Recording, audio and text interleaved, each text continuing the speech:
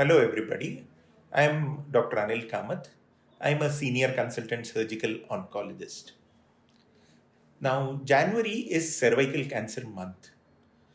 So we'll use this opportunity to speak to y'all something about cervical cancer which most of y'all should know. Cervical cancer in India at least is one of the major cancers. It's only recently that breast cancer has overtaken cervical cancer as the number one cancer in females. Even today, cervical cancer continues to be a major health problem in India. Now, what causes cervical cancer? In one single thing, it is the human papillomavirus. Most cervical cancers are associated with this particular virus. Human papillomavirus is a sexually transmitted virus. So, cervical cancer usually develops because of this infection in those who are sexually active. Apart from this, there are other contributing factors like smoking, poor hygiene, and repeated infections. So all these can contribute, but basically the cause is the human papilloma virus. So anybody who is susceptible to human papilloma virus, like having multiple sexual partners, having an early age of sexual intercourse, all this makes the lady susceptible to develop human papilloma virus infection and in turn cervical cancer.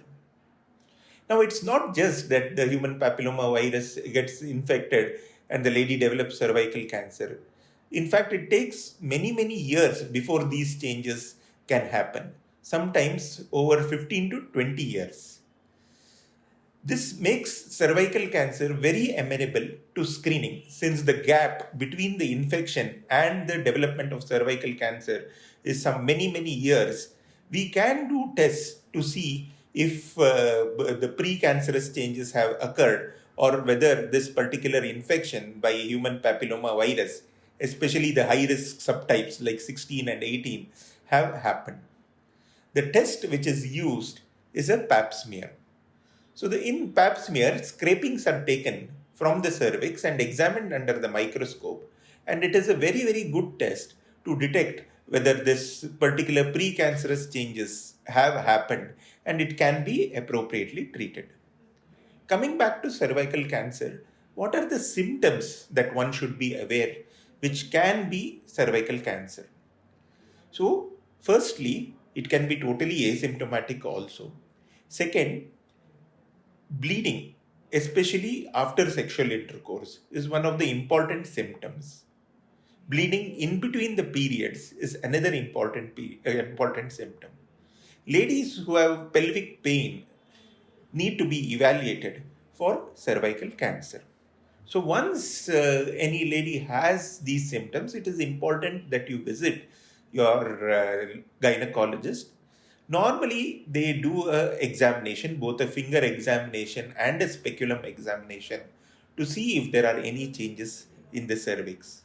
And if they see something which is suspicious of cervical cancer, the next thing to do would be a biopsy. That is, take a small tissue from the growth and send it to the pathologist for examination. Once there is a confirmation that it is carcinoma or cancer, then the next thing would be to do is to stage the disease to see how much it has spread. For this, various tests like CT scan, MRI, or PET scan are done. After staging, we arrive that this cancer is in this particular stage. The stages are from 1 to 4, depending on how much it has spread outside the cervix. Normally, broadly speaking, in early stages, in very early stages or stage 1, the preferred treatment is surgery. The procedure we call as radical hysterectomy, in which the uterus is removed along with the surrounding lymph nodes. As the stage increases, especially in stage 2 and stage 3, there is less role for surgery and more role for radiation and chemotherapy. Radiation is given through a machine called linear accelerator through which dose is delivered to the cervix. There are two types of radiation, one which is given externally and the other which is given internally, or brachytherapy. Normally, cervical cancer will require both types of radiation. To augment the effect of radiation, chemotherapy is also given with this. The more advanced stages are usually treated with palliative intent as they cannot be cured, and the main treatment here would be chemotherapy.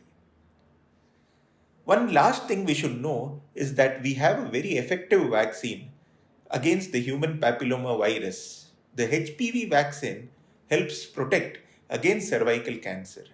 It has been in the market for the last 10 years or so, and the safety and effectiveness is now well proven. Thank you.